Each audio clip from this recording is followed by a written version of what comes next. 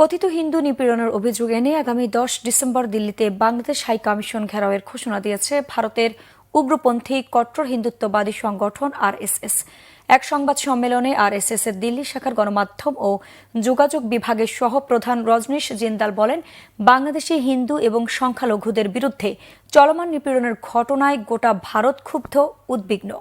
এই অভিযোগে 10 ডিসেম্বর দিল্লির নাগরিক সমাজের ব্যানারে বাংলাদেশ হাই কমিশনে পদযাত্রা করবে আরএসএস। দিল্লিতে 200টিরও বেশি সামাজিক, সাংস্কৃতিক এবং ধর্মীয় সংগঠনের প্রতিনিধিরা প্রতিবাদ মিছিলে যোগ দেবেন বলে জানান তিনি। সংগঠনটি বাংলাদেশ দূতাবাসে স্মারকলিপি দেবে।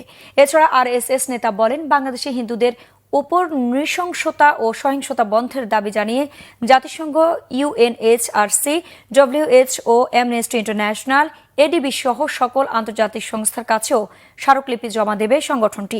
এদিকে ভারতের গণমাধ্যমগুলো বাংলাদেশে হিন্দু ও সংখ্যালঘুদের ওপর অত্যাচার নিয়ে মিথ্যাচার ও ভুয়া খবর অব্যাহত রেখেছে।